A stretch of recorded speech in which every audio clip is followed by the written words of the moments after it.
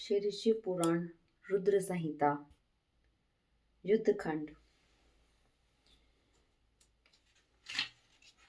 उमा द्वारा शंभु के नेत्र मूंद लिए जाने पर अंधकार में शंभु के पसीने से अंधकासुर की उत्पत्ति, हिरण्याक्ष की पुत्रार्थ तपस्या और शिव का उसे पुत्र रूप में अंधक को देना, हिरण्याक्ष का त्रिलोकी को जीतकर पृथ्वी को रसातल में ले जाना और वराह रूपधारी विष्णु द्वारा उसका वध।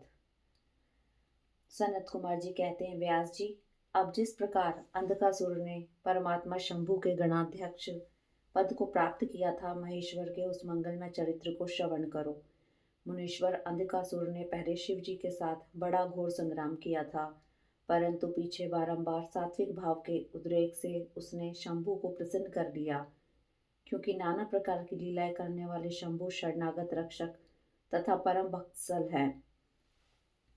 उनका महात्म्य परम अद्भुत है। ऐश्वर्यशाली मुनिवर, वह अंधक कौन था और भूतल पर किस वीर्यवान के कुल में उत्पन्न हुआ था? दैत्यों में प्रधान तथा महामनस्वी उस बलवान अंधक का स्वरूप कैसा था और वह किसका पुत्र था? उसने परम तेजस्वी शंभु की गणाध्यक्षता को कैसे प्राप्त किया? यदि अंधक गणेश्वर हो गया तब तो वह परम धन्यवाद का पात्र है। सनत कुमार जी ने कहा, मुने, पूर्व काल की बात है। एक समय भक्तों पर कृपा करने वाले तथा देवताओं के चक्रवर्ती सम्राट भगवान शंकर को विहार करने की इच्छा हुई। तब वे पार्वती और गणों को साथ ले अपने निवास भूत कैलाश पर्वत से चलकर काशीपुरी में आए। वहां उन्होंने उस पुरी को अपनी राजधानी बनाया और भैरव नामक वीर को उसका रक्षक नियुक्त किया। फिर पार्वती जी के साथ रहते हुए वे भक्तजनों को सुख देने वाली अनेक प्रकार की लीलाएं करने लगे। एक समय वे उसके वरदान के प्रभाववश अनेकों वीर अग्रण्य गणेश्वर और शिवा के साथ मंदराचल पर गए और वहां भी तरह तरह की क्रीड़ाएं करने लगे। एक दिन जब प्रचंड पराक्रमी कपर्दी शिव मंदराचल की पूर्व दिशा में बैठे थे, उसी समय गिरिजा ने नर्म क्रीड़ावश उनके नेत्र बंद कर दिए। इस प्रकार जब पार्वती ने मूंगे, स्वर्ण और कमल की प्रभा वाले अपने कर कमलों से हर के नेत्र बंद कर दिए, तब उनके नेत्रों के मुद जाने के कारण वहां क्षण भर में ही घोर अंधकार फैल गया। पार्वती के हाथों का महेश्वर के शरीर से स्पर्श होने के कारण शंभु के ललाट में स्थित अग्नि से संतप्त होकर मद जल प्रकट हो गया और जल की बहुत सी बूंदें टपक पड़ी। तदंतर उन बूंदों ने एक गर्भ का रूप धारण कर लिया। उससे एक ऐसा जीव प्रकट हुआ जिसका मुख विकराल था।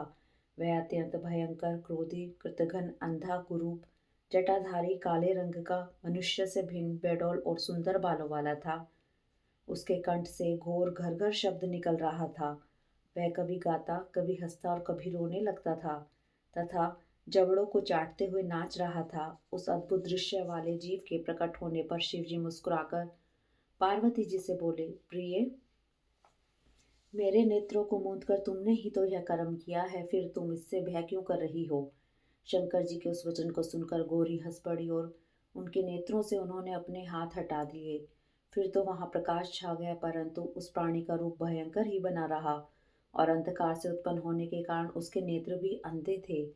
तब वैसे प्राणी को प्रकट हुआ देखकर गौरी ने महेश्वर से पूछा, भगवान, मुझे सच सच बताइए कि हम लोगों के सामने प्रकट हुआ यह बेडौल प्राणी कौन है? यह तो अत्यंत भयंकर है। किस निमित्त को लेकर किसने इसकी सृष्टि की है और यह किसका पुत्र है? जब लीला रचने वाली तथा तीनों लोकों की जननी गौरी ने सृष्टिकर्ता की उस अंधी सृष्टि के विषय में यूं प्रश्न किया, तब लीला विहारी भगवान शंकर अपनी प्रिया के उस वचन को सुनकर कुछ मुस्कुराए और इस प्रकार बोले, अद्भुत चरित्र रचने वाली अंबिके, सुनो। जब तुमने मेरे नेत्र मूंद लिए थे, उस समय यह अद्भुत एवं प्रचंड पराक्रमी प्राणी मेरे पसीने से प्रकट हुआ। इसका नाम अंधक है। तुम ही इसको उत्पन्न करने वाली हो, अतः सखियों सहित तुम्हें करुणापूर्वक इसकी गणों से यथा योग्य रक्षा करते रहना चाहिए। इस प्रकार बुद्धिपूर्वक विचार करके ही तुम्हें सब कार्य करना चाहिए। अपने स्वामी के ऐसे वचन सुनकर गौरी का हृदय करुणा आर्द्र हो गया। वे अपनी सखियों सहित अंधक की अपने पुत्र की भांति नाना प्रकार के उपायों द्वारा रक्षा करने लगी। तदंतर शिशिर ऋतु आने पर दैत्य हिरण्याक्ष पुत्र की कामना से उसी वन में आया। क्योंकि उसकी पत्नी ने उसके ज्येष्ठ बंधु की संतान परंपरा को देखकर उसे संतानार्थ तप आचर्य के लिए प्रेरित किया था। वह कश्यप नंदन हिरणाक्ष वन का आश्रय ले पुत्र प्राप्ति के लिए घोर तप करने लगा। उसके मन में महेश्वर के दर्शन की इच्छा थी, अतः वह क्रोध आदि दोषों को अपने काबू में करके ठूंठ की भांति निश्चल होकर समाधिस्थ हो गया। तब उस जिसकी ध्वजा में वृष का चिन्ह वर्तमान है तथा जो पिनाक धारण करने वाले हैं, वे महेश उसकी तपस्या से पूर्णतः प्रसन्न होकर उसे वर प्रदान करने के लिए चले और उस स्थान पर पहुंचकर दैत्य प्रवर हिरणाक्ष से बोले, दैत्यनाथ, अब तू अपनी इंद्रियों का विनाश मत कर। किस लिए तूने इस व्रत का आश्रय लिया है? तू अपना मनोरथ तो प्रकट कर। मैं वरदाता शंकर हूँ, अतः जो तेरी अभिलाषा होगी वह सब मैं तुझे प्रदान करूँगा। महेश्वर के उस सरस वचन को सुनकर दैत्यराज राज हिरणाक्ष परम प्रसन्न हुआ। उसने गिरीश के चरणों में नमस्कार करके अनेक प्रकार से उनकी स्तुति की। फिर वह अंजलि बांधे सिर झुकाकर कहने लगा, चंद्रभाल, मेरे उत्तम पराक्रम संपन्न तथा दैत्य कुल के अनुरूप कोई पुत्र नहीं है, इसलिए मैंने इस व्रत का अनुष्ठान किया है। देवेश, मुझे परम बलशाली पुत्र दीजिए। दैत्यराज के उस वचन को सुनकर कृपालु शंकर प्रसन्न हो गए और उससे बोले, दैत्याधिप, तेरे भाग्य में तेरे वीर्य से उत्पन्न होने वाला पुत्र तो नहीं लिखा है, किंतु मैं तुझे एक पुत्र देता हूँ। मेरा एक पुत्र है जिसका नाम अंधक है। वह तेरे ही समान पराक्रमी और अजेय है। तू संपूर्ण दुखों को त्याग कर उसी को पुत्र रूप से वरण कर ले और इस प्रकार पुत्र प्राप्त कर ले। उससे यूं कहकर गौरी के साथ विराजमान उन महात्मा भूतनाथ त्रिपुरारी शंकर ने प्रसन्न होकर हिरण्याक्ष को वह पुत्र दे दिया। इस प्रकार शिव जी से पुत्र प्राप्त करके वह महामनस्वी दैत्य परम प्रसन्न हुआ। उसने अनेकों स्त्रोतों द्वारा रुद्र की पूजा करके प्रदक्षिणा की और फिर वह अपने राज्य को चला गया। गिरीश से पुत्र प्राप्त कर लेने के बाद वह प्रचंड पराक्रमी दैत्य संपूर्ण देवताओं को जीतकर इस पृथ्वी को अपने देश रसातल में ले गया। तब देवताओं, मुनियों और सिद्धों ने अनंत पराक्रमी विष्णु की आराधना की। फिर तो भगवान विष्णु सर्वात्मक यज्ञमय विकराल वाराह शरीर धारण कर थुथुन के अनेकों प्रहारों से पृथ्वी को विदीर्ण करके पाताल लोक में जा घुसे। वहां उन्होंने कभी न टूटने वाले अपने अगली दाढ़ों से तथा थुथुन से सैकड़ों दैत्यों को कचुम्बर निकालकर अपने वज्र सदृश कठोर पाद प्रहारों से निशाचरों की सेना को मत डाला। तत्पश्चात अद्भुत एवं प्रचंड तेजस्वी विष्णु ने करोड़ों सूर्यों के समान प्रकाशमान सुदर्शन चक्र से हिरण्याक्ष के प्रज्वलित सिर को काट लिया और दुष्ट दैत्यों को जलाकर भस्म कर दिया। यह देखकर देवराज इंद्र को बड़ी प्रसन्नता हुई।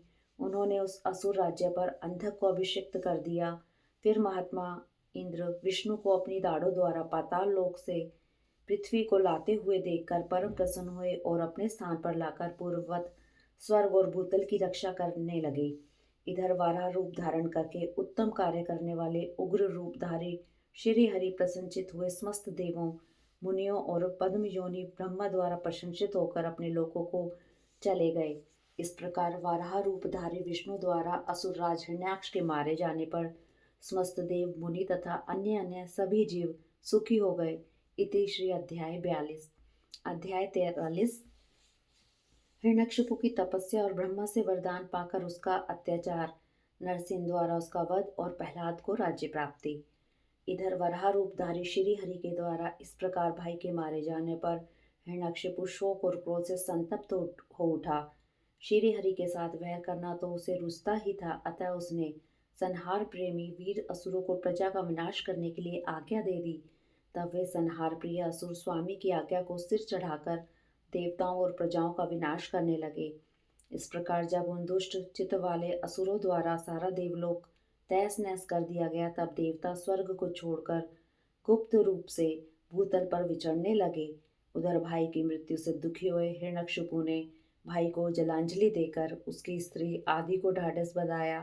तत्पश्चात उस दैत्यराज ने अपने लिए विचार किया कि मैं अजय, अजर और अमर हो जाऊं, मेरा ही एक छत्र साम्राज्य रहे और मेरा प्रतिद्वंदी कोई न रह जाए। यो धारणा बनाकर वह मंदराचल पर गया और वहां एक गुफा में अत्यंत घोर तपस्या करने लगा। उस समय वह पैर के अंगूठे के बल खड़ा था। उसकी भुजाएं ऊपर को उठी थी और दृष्टि आकाश की ओर लगी थी। उसकी तपस्या से संतप्त होकर देवताओं का मुख विकृत हो उठा। वे स्वर्ग को छोड़कर ब्रह्मलोक में जा पहुंचे और उन्होंने ब्रह्मा से अपना दुखड़ा कह सुनाया। उन देवताओं के इस प्रकार कहने पर स्वयंभू ब्रह्मा, भृगु, दक्ष आदि के साथ उस दैत्येश्वर के आश्रम पर गए। तब जिसने अपने तप से संपूर्ण लोगों को संतप्त कर दिया था, उस हिरण्यकशिपु ने वर देने के लिए आए हुए पद्म योनि ब्रह्मा को अपने सामने उपस्थित देखकर कहा, पितामह वर मांग। तब जिसकी बुद्धि मोहित नहीं हुई थी, उस असुर ने विधाता की उस मधुर वाणी को सुनकर इस प्रकार कहा, ऐश्वर्यशाली प्रजापति पितामह, मैं चाहता हूँ कि स्वर्ग में, भूतल पर, दिन में, रात में, ऊपर नीचे कहीं भी शस्त्र अस्त्र पाश ब्रज शुष्क वृक्ष पर्वत जल अग्नि के रूप में शत्रु के प्रहार से देवता दैत्य मुनि सिद्ध किम बहुना आप द्वारा रचे हुए जीवों के हाथों मुझे कभी भी मृत्यु का भय न हो। हिरण्यकशिपु के ऐसे वचन सुनकर पद्मयोनि ब्रह्मा के मन में दया का भाव जागृत हो उठा। उन्होंने मन ही मन विष्णु को प्रणाम करके उससे कहा, दैत्येंद्र, मैं तुझ पर प्रसन्न हूँ, अतः तुझे सारी वस्तुएं प्राप्त होंगी। तूने 96,000 वर्षों तक तप किया है, अब तेरी कामना पूर्ण हो चुकी है, अतः तप से विरत होकर उठ और दानवों के राज्य का उपभोग कर। ब्रह्मा की वाणी सुनकर हिरण्यकशिपु का मन प्रसन्नता से भर उठा। इस प्रकार जब पितामह ने उसे दानव राज्य पर अभिषिक्त कर दिया, तब वह उन्मत्त हो उठा और त्रिलोकी को नष्ट करने का विचार करने लगा। फिर तो उसने संपूर्ण धर्मों का उच्छेदन करके संग्राम में समस्त देवताओं को भी जीत लिया। तब देवता भागकर विष्णु के पास पहुंचे। वहां श्री हरि ने देवताओं और मुनियों की तुद गाथा सुनकर उन्हें आश्वासन दिया और शीघ्र ही उस दैत्य के वध करने का वचन दिया। तब देवता अपने स्थान को लौट गए। तदंतर महात्मा विष्णु ने ऐसा रूप धारण किया जो आधा सिंह और आधा मनुष्य का था। वह अत्यंत भयंकर तथा विकराल दिख रहा था। उसका मुख खूब फैला हुआ था, नासिका बड़ी सुंदर थी और नख तीखे थे।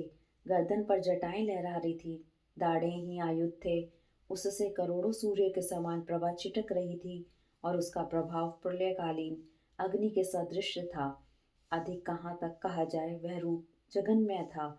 इस रूप से वे भगवान भास्कर के अस्ताचल की शरण लेने पर असुरों की नगरी में प्रविष्ट हुए। उन अतुल प्रभावशाली नरसिंह को देखकर सभी दैत्य एक साथ उन पर टूट पड़े। तब उन अद्भुत पराक्रमी नरसिंह ने महाबली दैत्य के साथ युद्ध करके बहुतों को मार डाला और बहुतों को पकड़कर तोड़ मरोड़ दिया। फिर वे उस नगर में घूमने लगे। तब उन सर्वमय सिंह को देखकर दैत्यराज के पुत्र प्रहलाद ने राजा से कहा, यह मृगेंद्र जो जगन में दिख रहा है, यह यहाँ किस लिए आया है? प्रहलाद ने पुनः कहा, पिताजी, मुझे तो ऐसा प्रतीत हो रहा है कि ये भगवान अनंत हैं और नरसिंह का रूप धारण करके आपके नगर में प्रविष्ट हुए हैं, क्योंकि मुझे इनकी मूर्ति बड़ी विकराल दिख रही है। अतः आप युद्ध से हटकर इनकी शरण में जाइए। इनसे बढ़कर त्रिलोकी में दूसरा कोई योद्धा नहीं है, इसलिए आप इन मृगेंद्र के समान झुककर अपने राज्य का उपभोग कीजिए। अपने पुत्र की बात सुनकर उस दुरात्मा ने उससे कहा, बेटा, क्या तू भयभीत हो गया? अपने पुत्र से यूं कहकर दैत्यों के अधिपति राजा हिरण्यकशिपु ने महाबली दैत्यों को आज्ञा देते हुए कहा, वीरो, तुम लोग इस बेडोल भ्रिकुटी और नेत्र वाले सिंह को पकड़ लो। तब स्वामी की आज्ञा से उन मृगेंद्र को पकड़ने की इच्छा से वे सभी बड़े बड़े दैत्य रणभूमि में घुसे। परंतु जैसे रूप की अभिलाषा से अग्नि में प्रवेश करने वाले पतंगे जल भुन जाते हैं, उसी तरह वे सब के सब क्षण भर में ही जलकर भस्म हो गए।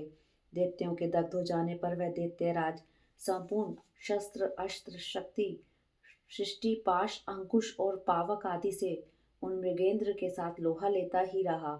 इस प्रकार बहुत काल तक भयानक युद्ध हुआ।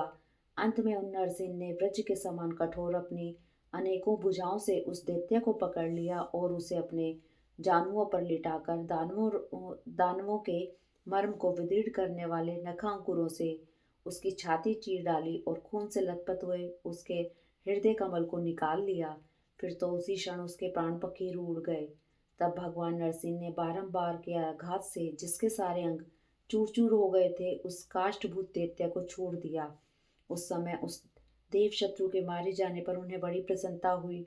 उसी अवसर पर प्रहलाद ने आकर उनके चरणों में सिर झुकाया।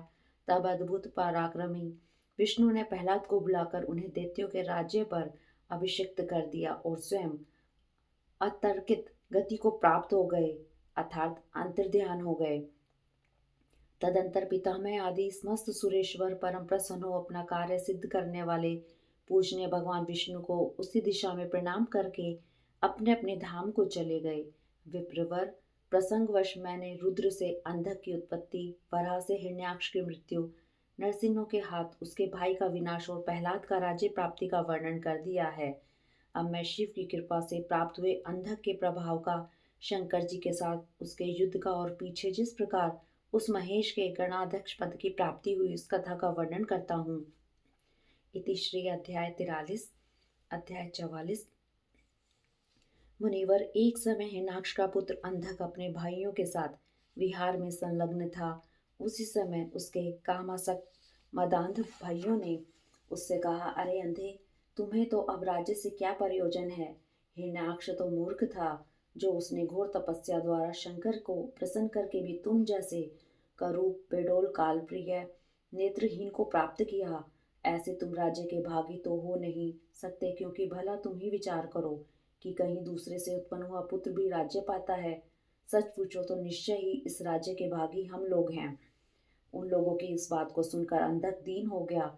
फिर उसने स्वयं ही बुद्धिपूर्वक विचार करके तरह तरह की बातों से उन्हें शांत किया और रात के समय वह निर्जन वन में चला गया।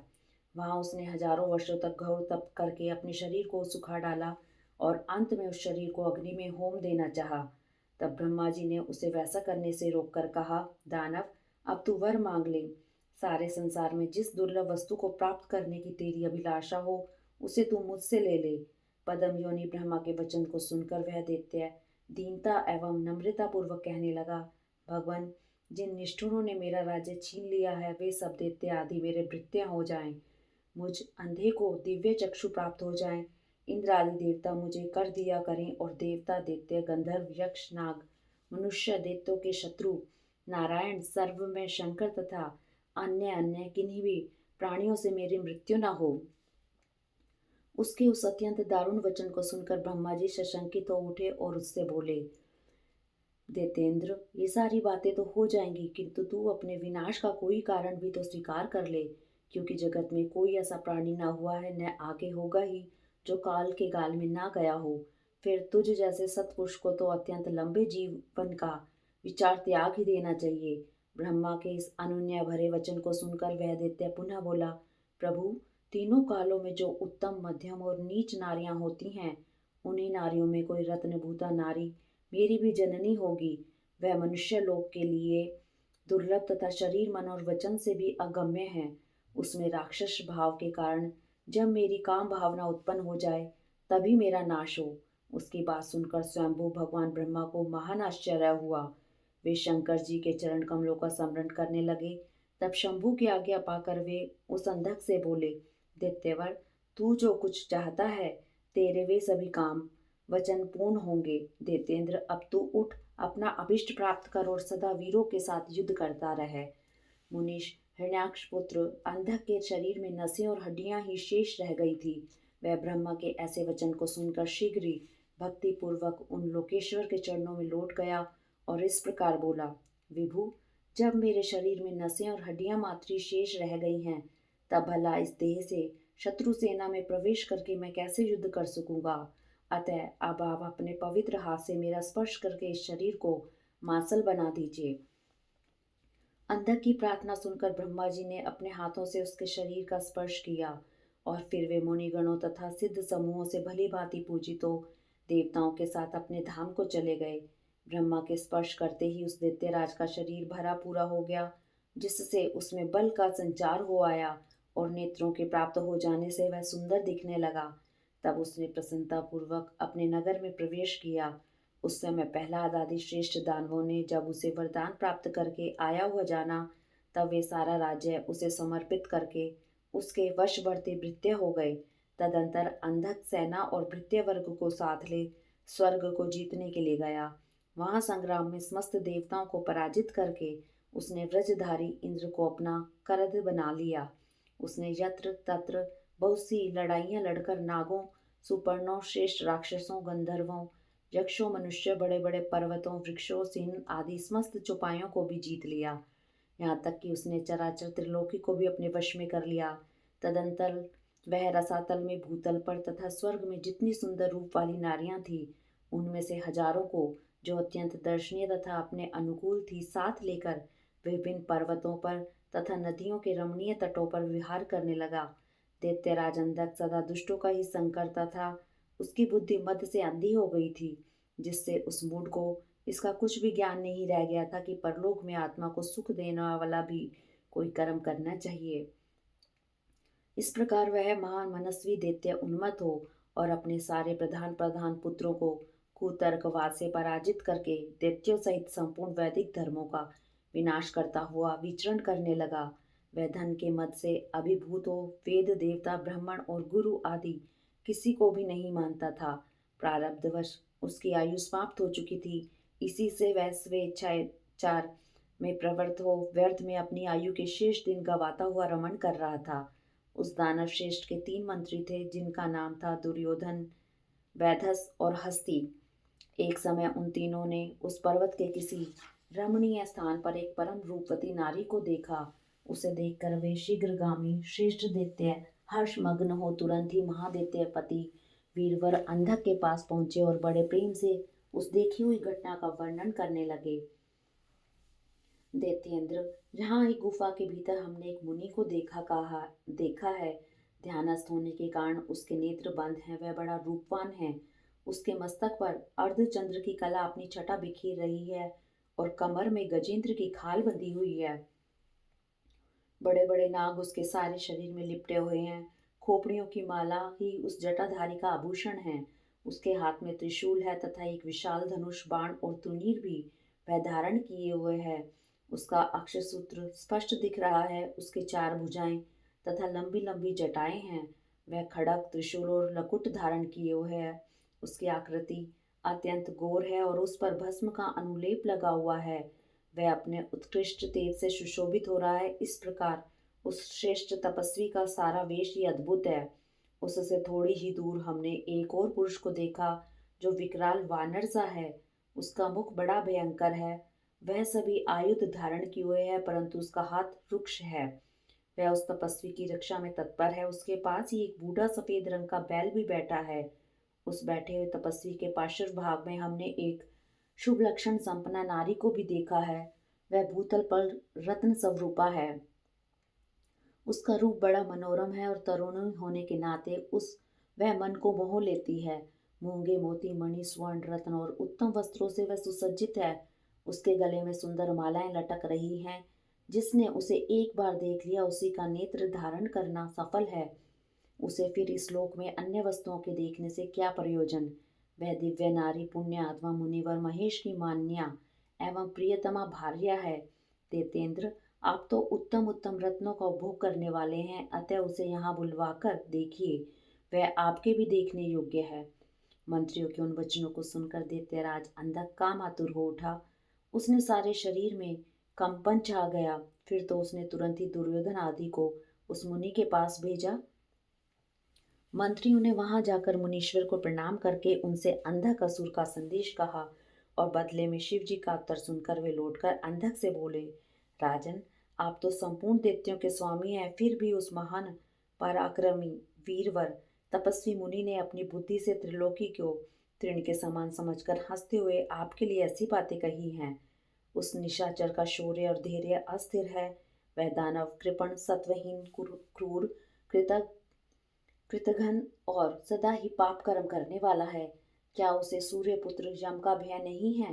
कहाँ तो मैं, मेरे दारुण शस्त्र और मृत्यु को भी संत्रस्त कर देने वाला युद्ध, और कहाँ वह वानर का सा मुख वाला डरपोक निशाचर, जिसके सारे अंग बुढ़ापे से जर्जर हो गए हैं। कहाँ मेरा यह स्वरूप और कहाँ तेरी मंदभाग्यता। तेरी सेना भी तो नहीं के बराबर ही है। फिर भी यदि तुझ में कुछ सामर्थ्य हो तो युद्ध के लिए तैयार हो जा और आकर कुछ अपनी करतूत दिखा।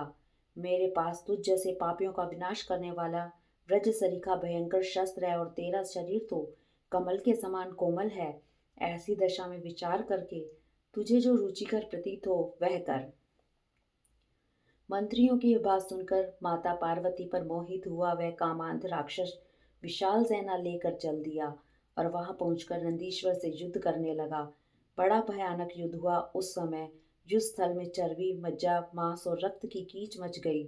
वहां सिर कटे हुए धड़ नाच रहे थे और कच्चा मांस खाने वाले जानवर चारों ओर व्याप्त हो गए थे, जिससे वह बड़ा भयंकर लग रहा था। थोड़ी ही देर में दैत्य भाग खड़े हुए।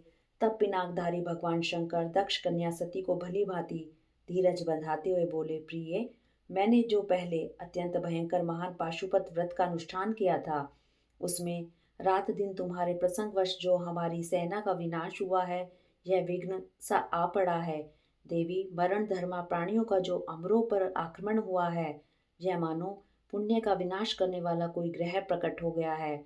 अतः अब मैं पुनः किसी निर्जन वन में जाकर उस परम अद्भुत दिव्य व्रत की दीक्षा लूं और उस कठिन व्रत का अनुष्ठान करूंगा। सुंदरी, तुम्हारा शोक और भय दूर हो जाना चाहिए।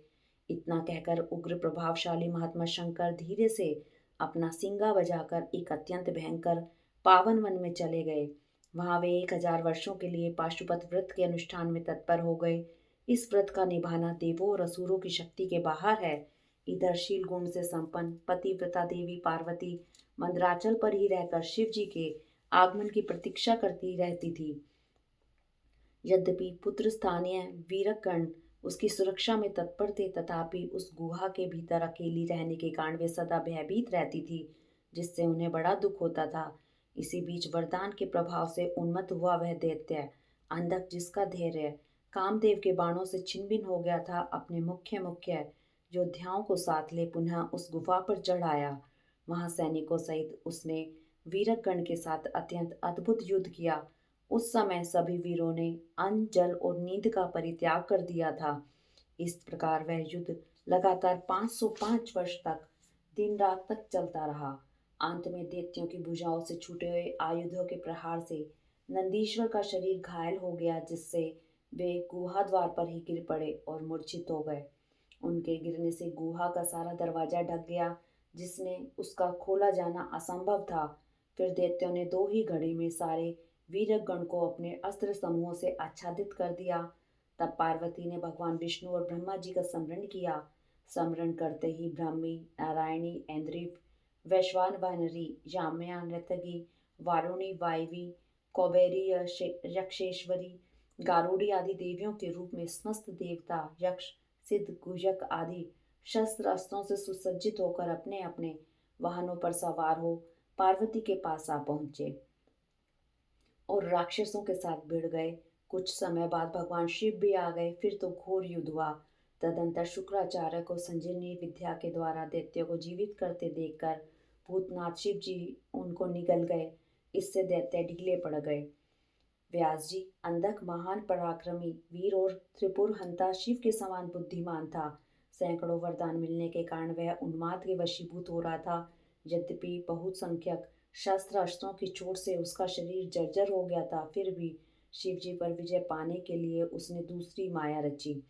जब प्रलयकालीन अग्नि के समान शरीर धारण करने वाले भूतनाथ त्रिपुरारी शंकर ने अपने त्रिशूल से उसे बुरी तरह छेद डाला, तब भूतल पर गिरे हुए उसके रक्त कणों से यूथ के यूथ अंधक प्रकट हो गए। उनसे सारी रणभूमि व्याप्त हो गई। वे विकृत मुख वाले भयंकर राक्षस अंधक के सदृश ही पराक्रमी थे। इस प्रकार जब पशुपति द्वारा मारे गए सैनिकों के घावों से निकले हुए अत्यंत गरम गरम रक्त बिंदुओं से दूसरे सैनिक उत्पन्न होने लगे, तब बहुत सी भुजा रूपी लताओं द्वारा आक्रांत होने के कारण कुपित हुए बुद्धिमान भगवान विष्णु ने प्रमथनाथ शिव को बुलाकर योग बल से एक ऐसी अजय स्त्री रूप धारण किया, जिसका मुख विकृत था और रूप उग्र, विकराल और कंकाल मात्र था। वह स्त्री रूप शंभु के कान से निकला था। जब उन देवी ने रणभूमि में उपस्थित हो अपने युगल चरणों से पृथ्वी को अलंकृत किया, तब सभी देवता उनकी स्तुति करने लगे। तत्पश्चात भगवान ने उनकी बुद्धि को प्रेरित किया। फिर तो वे शुद्धार्थ होकर रण के मुहाने पर उन सैनिकों के तथा दैत्यराज के शरीर से निकले हुए अत्यंत गरम गरम रुधिर का पान करने लगी, जिससे राक्षसों का उत्पन्न होना बंद हो गया। तदंतर एकमात्र अंधक ही बच गया। यद्यपि उसके शरीर का रक्त सूख गया था, तथापि वह अपने कुल उचित सनातन शास्त्र शास्त्र धर्म का स्मरण करके अविनाशी भगवान शंकर के साथ भयंकर थप्पड़ों से, वज्र सदृश जानों और चरणों से, वज्राकार नखों से, मुख, भुजा और सिरों से संग्राम करता रहा। तब प्रमथनाथ शिव ने रणभूमि में उसका हृदय विदीर्ण करके उसे शांत कर दिया। फिर त्रिशूल भोंक कर उसे साणु के समान ऊपर को उठा लिया। उसका जर्जर शरीर नीचे को लटक रहा था। सूर्य की किरणों ने उसे सुखा दिया। पवन के झोंकों से युक्त मेघों ने मूसलाधार जल बरसाकर उसे गीला कर दिया। हिमखंड के समान शीतल चंद्रमा की किरणों ने उसे विशीर्ण कर दिया। फिर भी उस दैत्यराज ने अपने प्राणों का परित्याग नहीं किया। उसने विशेष रूप से शिव जी का स्तवन किया। तब करुणा के अगाध सागर शंभु प्रसन्न हो गए और उन्होंने उसे प्रेम पूर्वक गणाध्यक्ष का पद प्रदान कर दिया। तत्पश्चात युद्ध के समाप्त हो जाने पर लोकपालों ने नाना प्रकार के सार गर्भित स्त्रोतों द्वारा विधि पूर्वक शिव जी की अर्चना की और हर्षित हुए ब्रह्मा, विष्णु तथा आदि देवों ने गर्दन झुकाकर उत्तम उत्तम स्तुतियों द्वारा उनका स्तवन किया। फिर जय जयकार करते हुए वे आनंद मनाने लगे। तदंतर शिव जी उन सबको साथ लेकर आनंद पूर्वक गिरिराज की गुफा को लौट आए। वहां उन्होंने अपने ही अंशभूत पूजनीय देवों को नाना प्रकार की भेंटें समर्पित करके उन्हें विदा किया और स्वयं प्रमोदित हुई गिरिराज कुमारी के साथ उत्तम उत्तम लीलाएं करने लगे। इति श्री अध्याय 44, 45, 46। अध्याय 47। नंदीश्वर द्वारा शुक्राचार्य का अपहरण और शिव द्वारा उनका निकला जाना। 100 वर्ष के बाद शुक्र का शिवलिंग के रास्ते बाहर निकलना। शिव द्वारा उनका शुक्र नाम रखा जाना। शुक्र द्वारा जपे गए मृत्युंजय मंत्र और शिवा अष्टोत्तर शतनाम स्त्रोत का वर्णन। महाबुद्धिमान सनत कुमार जी, जब वह महान भयंकर एवं रोमांचकारी संग्राम चल रहा था, उस समय त्रिपुरारी शंकर ने दैत्य गुरु विद्वान शुक्राचार्य को निगल लिया था। यह घटना मैंने संक्षेप में ही सुनी थी। अब आप उसे विस्तार पूर्वक वर्णन कीजिए। पिनाकधारी शिव के उदर में जाकर उस महायोगी शुक्राचार्य ने क्या किया? शंभु की जठराग्नि ने उन्हें जलाया क्यों नहीं? भृगुनंदन बुद्धिमान शुक्र भी तो कल्पांतकालीन अग्नि के समान उग्र तेजस्वी थे। वे शंभु के जठर पिंजर से कैसे निकले? उन्होंने कैसे और कितने काल तक आराधना की थी? तात, उन्हें तो मृत्यु का शमन करने वाली परा विद्या प्राप्त हुई थी। वह विद्या कौन सी है जिससे मृत्यु का निवारण हो जाता है? मुने, लीला विहारी देव अधिदेव भगवान शंकर के त्रिशूल से छूटे हुए अंधक को गणाध्यक्षता की प्राप्ति कैसे हुई? तात, मुझे शिव लीला अमृत श्रवण करने की विशेष लालसा है। अतः आप मुझ पर कृपा करके वह सारा वृतांत पूर्ण रूप से वर्णन कीजिए। अमृत तेजस्वी व्याजिस जी के इन वचनों को सुनकर सनत कुमार शिव जी के चरण कमलों का स्मरण करके कहने लगे, मुनिवर, भगवान शंकर के प्रमथों की जब अत्यंत विजय होने लगी तब अंधक घबराकर शुक्राचार्य जी की शरण में गया और उसने गिड़गिड़ाते हुए मृत संजीवनी विद्या के द्वारा मरे हुए असुरों को जीवित करने की प्रार्थना की। इस पर शुक्राचार्य जी ने शरणागत धर्म की रक्षा करना उचित समझा। फिर तो वे युद्ध स्थल में गए और आदर पूर्वक विद्या के स्वामी शंकर का स्मरण करके एक एक दैत्य पर मृत संजीवनी विद्या का प्रयोग करने लगे। उस विद्या का प्रयोग होते ही वे सभी दैत्य दानव वीर एक साथ ही हथियार लिए हुए इस प्रकार उठ खड़े हुए मानो अभी सोकर उठे हों। जैसे पूर्णतः अभ्यस्त किया हुआ वेद समर भूमि में बादल और श्रद्धापूर्वक ब्राह्मणों को दिया हुआ धन आपत्ति के समय तुरंत प्रकट हो जाता है, उसी प्रकार वे उठ खड़े हुए। शुक्राचार्य के संजीवनी प्रयोग से जब बड़े बड़े दानव जीवित होकर प्रमथों को बुरी तरह मारने लगे, तब प्रमथों ने जाकर प्रथमेश्वर शिव को यह समाचार सुनाया। तब शिव जी ने कहा, नंदिन, तुम अभी तुरंत ही जाओ और दैत्यों के बीच से द्विज श्रेष्ठ शुक्राचार्य को उसी प्रकार उठा लाओ जैसे बाज लवा को उठा ले आता है। वृषभ ध्वज के यूं कहने पर नंदी सांड के समान बड़े जोर से गरजे और तुरंत ही सेना को लांघकर उस स्थान पर जा पहुंचे जहां भृगुवंश के दीपक शुक्राचार्य विद्यमान थे। वहां समस्त दैत्य हाथों में पाश, खड़ग, वृक्ष, पत्थर और पर्वत खंड लिए हुए उनकी रक्षा कर रहे थे। यह देखकर बलशाली नंदी ने उन दैत्यों को विशुद्ध करके शुक्राचार्य का उसी प्रकार अपहरण कर लिया जैसे शलभ हाथी को उठा ले जाता है। महाबली नंदी द्वारा पकड़े जाने पर शुक्राचार्य के वस्त्र खिसक गए, उनके आभूषण गिरने लगे और केश खुल गए। तब देव शत्रु दानव उन्हें छुड़ाने के लिए सिंहनाद करते हुए नंदी के पीछे दौड़े और जैसे मेघ जल की वर्षा करते हैं उसी तरह नंदीश्वर के ऊपर व्रज, त्रिशूल, तलवार, फरसा, बरेंठी और गोफन आदि अस्त्रों की उग्र वृष्टि करने लगे।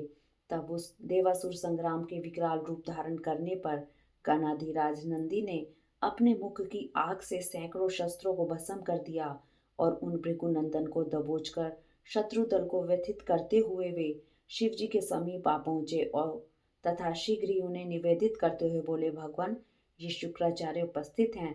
तब भूतनाथ देवाधिदेव शंकर ने पवित्र पुरुष द्वारा प्रदान किए हुए उपहार की भांति शुक्राचार्य को पकड़ लिया और बिना कुछ कहे उन्हें फल की तरह मुख में डाल दिया। उस समय समस्त असुर उस स्वर से हाहाकार करने लगे।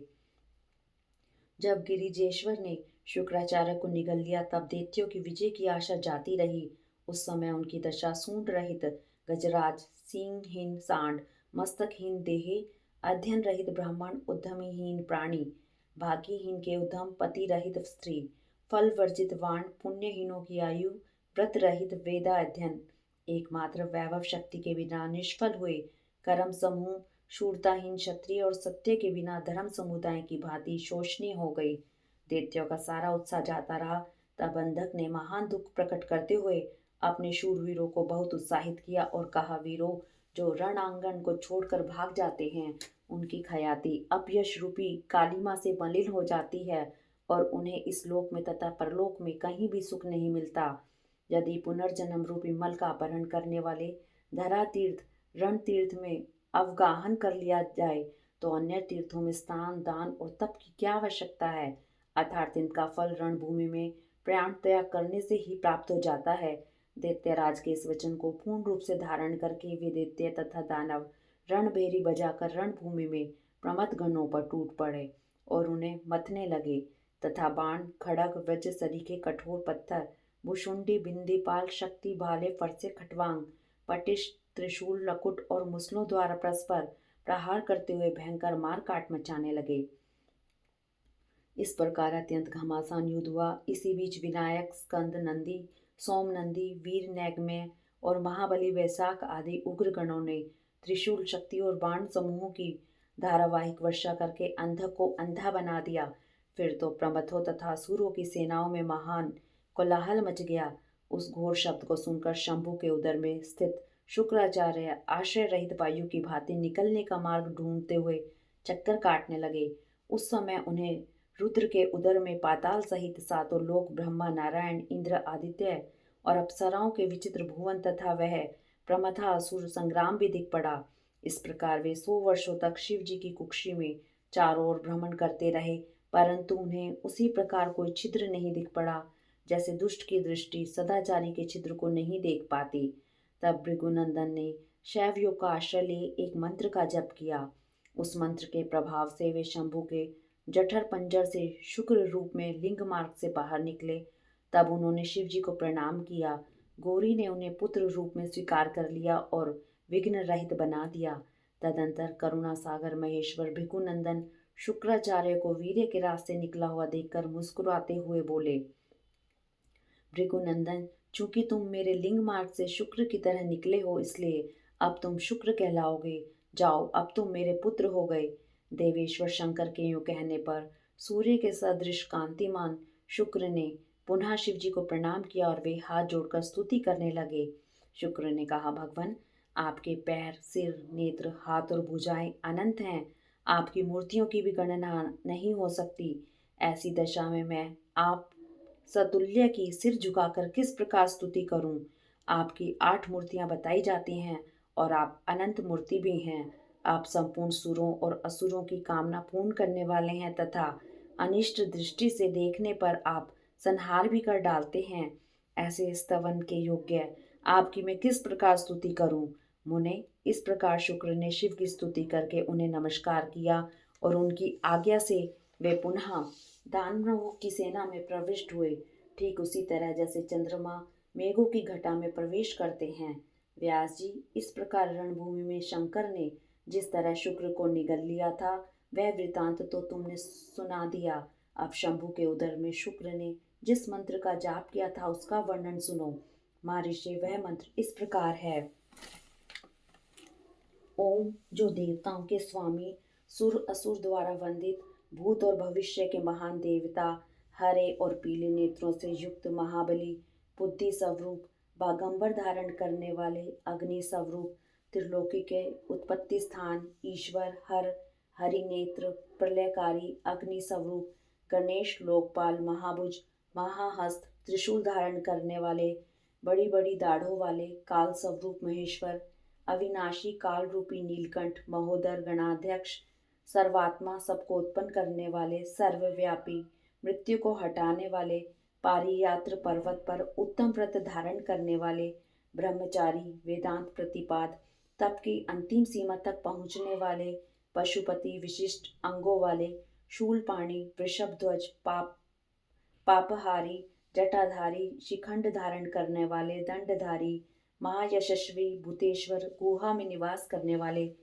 वीणा और पणव पर ताल लगाने वाले, अमर, दर्शनीय, बाल सूर्य सरीखे रूप वाले, शमशानवासी, ऐश्वर्यशाली, उमापति, शत्रुदमन, भग के नेत्रों को नष्ट कर देने वाले, पूषा के दांतों के विनाशक, क्रूरता पूर्वक संहार करने वाले, पाशधारी, प्रलय काल रूप, उल्का मुख, अग्निकेतु, मननशील, प्रकाशमान, प्रजापति, ऊपर उठाने वाले, जीवों को उत्पन्न करने वाले, तुर्यत्व रूप, लोकों में सर्वश्रेष्ठ, वामदेव, वाणी की चतुरता रूप, वाम मार्ग में भिक्षु रूप, भिक्षुक, जटाधारी, जटिल, दुराराध्य, इंद्र के हाथ को स्तंभित करने वाले, वसुओं को विजड़ित कर देने वाले, यज्ञ स्वरूप, यज्ञकर्ता, काल मेधावी, मधुकर, चलने फिरने वाले, वनस्पति का आश्रय लेने वाले, वात्सन नाम से संपूर्ण आश्रमों द्वारा पूजित, जगत धाता, जगतकर्ता,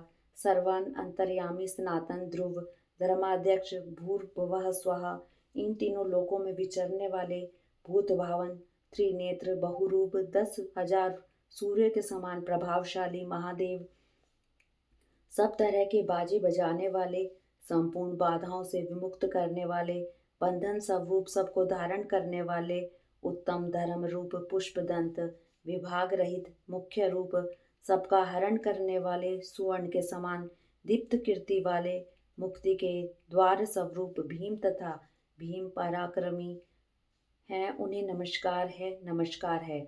इस श्रेष्ठ मंत्र का जप करके शुक्र शंभु के जठर पंजर से लिंग के रास्ते उत्कट वीर्य की तरह निकले थे। उस समय गौरी ने उन्हें पुत्र रूप से अपनाया और जगदीश्वर शिव ने अजर अमर बना दिया। तब वे दूसरे शंकर के सदृश शोभा पाने लगे। 3000 वर्ष व्यतीत होने के पश्चात वे ही वेद निधि मुनिवर शुक्र पुनः इस भूतल पर महेश्वर से उत्पन्न हुए। उस समय उन्होंने धैर्यशाली एवं तपस्वी दानवराज अंधक को देखा। उसका शरीर सूख गया था और वह त्रिशूल पर लटका हुआ परमेश्वर शिव का ध्यान कर रहा था। वह शिव जी के 108 नामों का इस प्रकार स्मरण कर रहा था। महादेव, विरूपाक्ष, चंद्र अर्धकृत शेखर, अमृत, शाश्वत स्थाणु, नीलकंठ, पिनाकी, वृषभाक्ष, महाज्ञेय, पुरुष, सर्वकामद, कामारी, कामदहन, कामरूप, कपर्दी, विरूप, गिरीश, भीम, सिक्की, रक्तवासा, योगी, कालदहन, त्रिपुरघन, कपाली, गूढ़व्रत, गुप्त मंत्र, गंभीर, भावगोचर, अणिमा आदि गुणाधार, त्रिलोक्य ऐश्वर्यदायक, वीर, वीरहंता, घोर, विरूप, मांसल, महामांसाद, उन्मद, महेश्वर, भैरव, त्रिलोक्य द्रावण्य, लुब्ध, लुब्धक, यज्ञसूदन, कृतिका, सुतयुक्त, उन्मत्त, कृतिवासा, गजकृति परिधान, शुद्ध, भुजगभूषण, दतालंब, वैताल, शाकिनी पूजित, अघोर, घोर दैत्यघन, घोर घोष, वनस्पति, भस्मांग, जटिल, शुद्ध, भैरुंड, शत सेवित, भूतेश्वर, भूतनाथ, पंचभूताश्रित, खग, क्रोधित, निष्ठुर, चंड, चंडीश, चंडिका प्रिय, चंडतुंड, गरुत्मान, निस्त्रेंश, शव भोजन, लेलिहान, महारुद्र, मृत्य और गोचर, मृत्यु मृत्यु महासेन शमशान अरण्यवासी राग विराग रागांध वीतराग शतार्ची सत्वः रजः तमः धर्म अधर्म वासवानुज सत्य असत्य सद्रुप असद्रुप अहेतुक अर्धनारीश्वर भानु भानुकोटि शतप्रभ यज्ञ यज्ञपति रुद्र ईशान वरद शिव कल्याण में। परमात्मा शिव की इन 108 मूर्तियों का ध्यान करके वह दानव उस महान भय से मुक्त हो गया। उस समय प्रसन्न हुए जटाधारी शंकर ने उसे मुक्त करके उस त्रिशूल के अग्रभाग से उतार लिया और दिव्य अमृत की वर्षा से अभिषिक्त कर दिया। तत्पश्चात महात्मा महेश्वर उसने जो कुछ किया था उस सब का सांत्वना पूर्वक वर्णन करते हुए उस महादैत्य अंधक से बोले, हे दैत्येंद्र, मैं तेरे इंद्रिय निग्रह नियम शौर्य और धैर्य से प्रसन्न हो गया हूँ। अतः सुव्रत, अब तू कोई वर मांग ले। दैत्यों के अधिराज राज अधिराज, तूने निरंतर मेरी आराधना की है, इससे तेरा सारा कलमश धुल गया और अब तू वर पाने के योग्य हो गया है। इसलिए मैं तुझे वर देने के लिए आया हूँ, क्योंकि 3000 वर्षों तक बिना खाए पिए प्राण धारण किए रहने से तूने जो पुण्य कमाया है उसके फलस्वरूप तुझे सुख की प्राप्ति होनी चाहिए।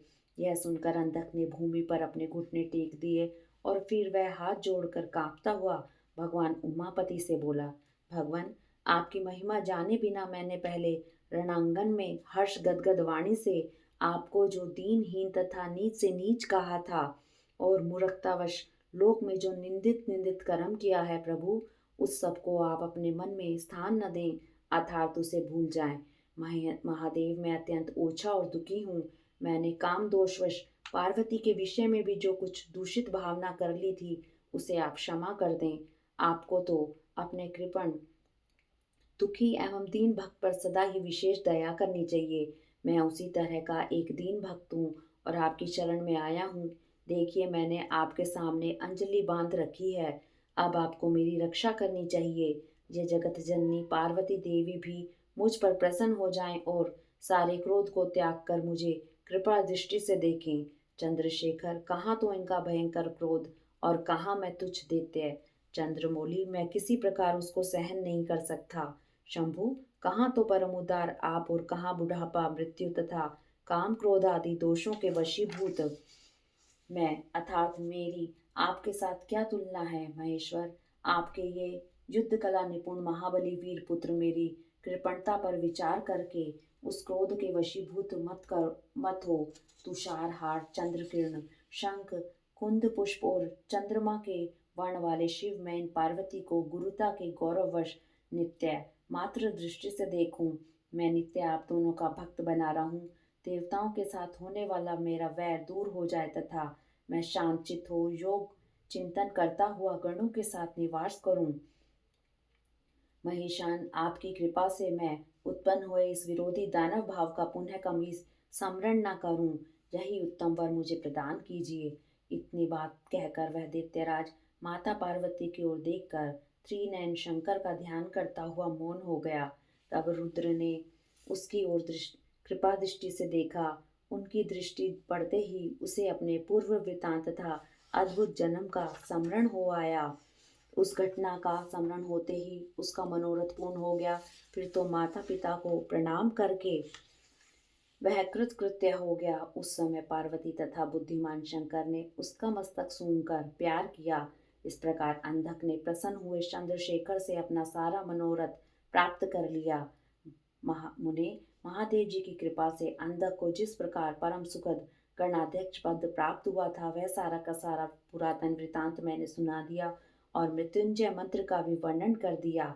यह मंत्र मृत्यु का विनाशक और संपूर्ण कामनाओं का फल प्रदान करने वाला है। इसे प्रतन पूर्वक जपना चाहिए। इति श्री अध्याय 47, 48, 49। अध्याय 50 शुक्राचार्य की घोर तपस्या और इनका शिव जी को चित्ररतन अर्पण करना तथा अष्टमूर्त अष्टकम स्त्रोत द्वारा उनका स्तवन करना। शिव जी का प्रसन्न होकर उन्हें मृत संजीवनी विद्या तथा अन्य अन्य वर प्रदान करना। सनत कुमार जी कहते हैं, व्यास जी, मुनिवर शुक्राचार्य को शिव से मृत्युंजय नामक मृत्यु का प्रश्रमण करने वाली पराविद्या किस प्रकार प्राप्त हुई थी, अब उसका वर्णन करता हूँ, सुनो। पूर्व काल की बात है। इन भृगुनंदन ने वाराणसीपुरी में जाकर प्रभावशाली विश्वनाथ का ध्यान करते हुए बहुत काल तक घोर तप किया था। वेद व्यास जी उस समय उन्होंने वहीं एक शिवलिंग की स्थापना की और उसके सामने ही एक परम रमणीय कूप तैयार कराया। फिर प्रयत्न पूर्वक उन देवेश्वर को 1 लाख बार द्रोण भर पंचामृत से तथा बहुत से सुगंधित द्रव्यों से स्नान कराया। फिर 1000 बार परम प्रीतिपूर्वक चंदन, यक्ष कदर्म और सुगंधित उपटन का उस लिंग पर अनुलेप किया। तत्पश्चात सावधानी के साथ परम प्रेम पूर्वक राज चंपक, अमलतास, धतूर, कनेर, कमल, मालती, कर्णिकार, कदम्ब, मोलसीरी, उत्पल, मल्लिका, शतपत्री, सिंधुवार, ढाक, पुनांग, बंदूक पुष्प, नाग केसर, केसर, नवमलिक, चिबिलिक, कुंद, मुचकुंद, मंदार, बिलपत्र, गुमा, मरुवृक, वृक, गठिवन, दोना, अत्यंत सुंदर आम के पल्लव, तुलसी, देवजवासा, वृत्तपत्री, कुशांकु, नांदाव्रत, अगस्त्य, साल, देवदार, कचनार, कुर्बक, दुर्वांकुर, कुरंटक, इसमें से प्रत्येक के पुष्पों और अन्य पल्लवों से तथा नाना प्रकार के रमणीय पत्रों और सुंदर कमलों से शंकर जी की विधिवत अर्चना की। उन्हें बहुत से उपहार समर्पित किए तथा शिवलिंग के आगे नाचते हुए शिव सहस्त्र नाम एवं अन्य स्रोतों का गान करके शंकर जी का स्तवन किया। इस प्रकार शुक्राचार्य 5000 वर्षों तक नाना प्रकार के विधि विधान से महेश्वर का पूजन करते रहे, परंतु जब उन्हें थोड़ा सा भी वर देने के लिए उद्यत होते हुए नहीं देखा, तब उन्होंने एक दूसरे अत्यंत दुस्सह घोर नियम का आश्रय लिया। इस समय शुक्र ने इंद्रियों सहित मन के अत्यंत चंचलता रूपी महान दोष को बारंबार भावना रूपी जल से प्रक्षालित किया। इस प्रकार चित्र रत्न को निर्मल करके उसे पिनाकधारी शिव के अर्पण कर दिया और स्वयं धूमकर्ण का पान करते हुए तप करने लगे। इस प्रकार उनके 1 सहस्त्र वर्ष और बीत गए। तब भृगुनंदन शुक्र को जो दृढ़ चित्त से घोर तप करते देख महेश्वर उन पर प्रसन्न हो गए। फिर तो दक्ष कन्या सती के स्वामी साक्षात विरूपाक्ष शंकर, जिनके शरीर की कांति सहस्त्रों सूर्यों से बढ़कर थी, उस लिंग से निकलकर शुक्र से बोले, महाभाग भृगुनंदन, तुम तो तपस्या की निधि हो महामुने। मैं तुम्हारे इस अविच्छिन्न तप से विशेष प्रसन्न हूँ। भार्गव, तुम अपना सारा मनोवांछित वर मांग लो, मैं प्रीतिपूर्वक तुम्हारा सारा मनोरथ पूर्ण कर दूंगा। अब मेरे पास तुम्हारे लिए कोई वस्तु अदेय नहीं रह गई है। मुने, शंभु के इस परम सुखदायक एवं उत्कृष्ट वचन को सुनकर शुक्र प्रसन्न हो आनंद समुद्र में निमग्न हो गए। उन कमल नयन द्विजवर शुक्र का शरीर परम आनंद जनित रोमांच के कारण पुलकायमान हो गया। तब उन्होंने हर्षपूर्वक शंभु के चरणों में प्रणाम किया। उस समय उनके नेत्र हर्ष से खिल उठे थे। फिर वे मस्तक पर अंजलि रखकर जय जयकार करते हुए अष्टमूर्तिधारी वरदायक शिव की स्तुति करने लगे। भार्गव ने कहा, सूर्य स्वरूप भगवान, आप त्रिलोकी का हित करने के लिए आकाश में प्रकाशित होते हैं और अपनी इन किरणों से समस्त अंधकार को अभिभूत करके रात में विचरने वाले असुरों का मनोरम नष्ट कर देते हैं। जगदीश्वर, आपको नमस्कार है। घोर अंधकार के लिए चंद्र स्वरूप शंकर, आप अमृत के प्रवाह से परिपूर्ण तथा जगत के सभी प्राणियों के नेत्र हैं।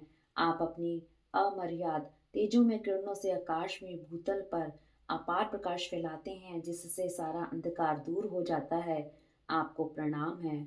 सर्वव्यापिन, आप पावन पथ योग मार्ग का आश्रय लेने वालों की सदा गति तथा उपास्य देव हैं। भुवन जीवन, आपके बिना भला इस लोक में कौन जीवित रह सकता है। सर्पकुल के संतोष दाता, आप निश्चल वायु रूप से संपूर्ण प्राणियों की वृद्धि करने वाले हैं। आपको अभिवादन है। विश्व के एकमात्र पावन करता, आप शरणागत रक्षक और अग्नि की एकमात्र शक्ति हैं। पावक आपका ही स्वरूप है। आपके बिना मृतकों का वास्तविक दिव्य कार्य दाह आदि नहीं हो सकता। जगत के अंतरात्मा, आप प्राण शक्ति के दाता, जगत स्वरूप और पद पद पर शांति प्रदान करने वाले हैं। आपके चरणों में मैं सिर झुकाता हूँ। जल स्वरूप परमेश्वर, आप निश्चय ही जगत के पवित्र करता और चित्र विचित्र सुंदर चरित्र करने वाले हैं। विश्वनाथ, जल में अवगाहन करने से आप विश्व को निर्मल एवं पवित्र बना देते हैं। इसलिए आपको नमस्कार है।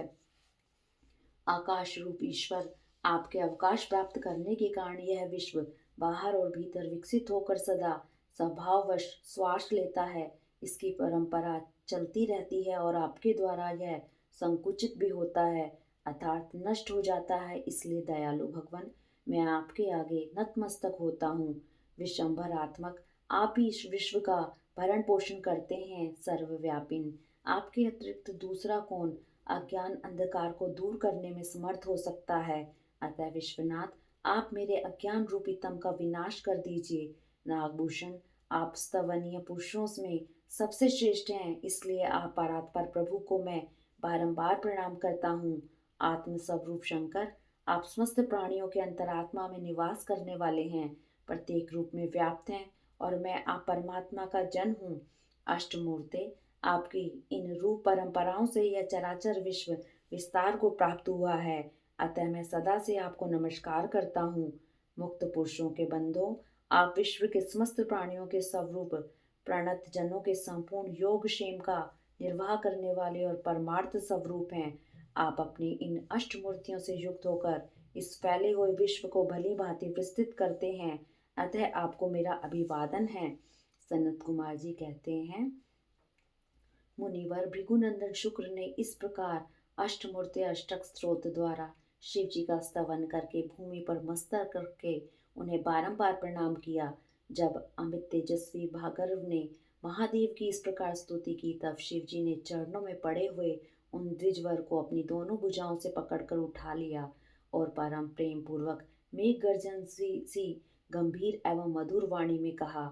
उस समय शंकर जी के दांतों की चमक से सारी दिशाएं प्रकाशित हो उठी थी। महादेव जी बोले, विप्रवर कवि, तुम मेरे पावन भक्त हो।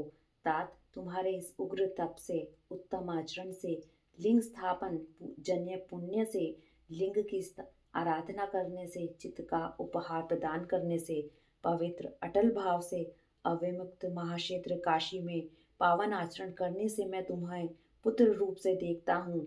अतः तुम्हारे लिए मुझे कुछ भी अदेय नहीं है। तुम अपने इसी शरीर से मेरी उदर दरी में प्रवेश करोगे और मेरे श्रेष्ठ इंद्रिय मार्ग से निकलकर पुत्र रूप में जन्म ग्रहण करोगे। महाशुचि, मेरे पास जो मृत संजीवनी नाम की निर्मल विद्या है, जिसका मैंने ही अपने महान तपोबल से निर्माण किया है, उस महामंत्र रूपा विद्या को आज मैं तुम्हें प्रदान करूंगा। क्योंकि तुम पवित्र तप की निधि हो, अतः तुम में उस विद्या को धारण करने की योग्यता वर्तमान है। तुम नियम पूर्वक जिस जिसके उद्देश्य से विधेश्वर की इस श्रेष्ठ विद्या का प्रयोग करोगे, वह निश्चय ही जीवित हो जाएगा। यह सर्वदा सत्य है। तुम आकाश में अत्यंत दीप्तिमान तारा रूप से स्थित होगे। तुम्हारा तेज सूर्य और अग्नि के तेज का भी अतिक्रमण कर जाएगा। तुम ग्रहों में प्रधान माने जाओगे। जो स्त्री अथवा पुरुष तुम्हारे सम्मुख रहने पर यात्रा करेंगे, उनका सारा कार्य तुम्हारी दृष्टि पड़ने से नष्ट हो जाएगा। सूरत, तुम्हारे उदय होने पर जगत में मनुष्य के विवाह आदि समस्त धर्म कार्य सफल होंगे। सभी नंदा अर्थात प्रतिपदा, षष्ठी और एकादशी तिथियां तुम्हारे संयोग से शुभ हो जाएंगी और तुम्हारे भक्त वीर्य संपन्न तथा बहुत सी संतान वाले होंगे। तुम्हारे द्वारा स्थापित किया हुआ यह शिवलिंग शुक्रेश के नाम से विख्यात होगा। जो मनुष्य इस लिंग की अर्चना करेंगे, उन्हें सिद्धि प्राप्त हो जाएगी। जो लोग वर्ष पर्यंत नक्त व्रत परायण होकर शुक्रवार के दिन शुक्रकूप के जल से सारी क्रियाएं संपन्न करके शुक्रेश की अर्चना करेंगे, उन्हें जिस फल की प्राप्ति होगी वह मुझसे श्रवण करो। उन मनुष्यों में वीर्य की अधिकता होगी, उनका वीर्य कभी निष्फल नहीं होगा। वे पुत्रवान तथा पुरुषत्व के सौभाग्य से संपन्न होंगे, इसमें तनिक भी संदेह नहीं है। वे सभी मनुष्य बहुत सी विद्याओं के ज्ञाता और सुख के भागी होंगे। जो वरदान देकर महादेव उसी लिंग में समा गए, तब भृगुनंदन शुक्र भी प्रसन्न मन से अपने धाम को चले गए। व्यास जी, यूं शुक्राचार्य को जिस प्रकार अपने तपोबल से मृत्युंजय नामक विद्या की प्राप्ति हुई थी, वह वृतांत मैंने तुमसे वर्णन कर दिया है। हरिओम तत्सत। इति श्री अध्याय 50। हरिओम तत्सत। ओम नमः शिवाय।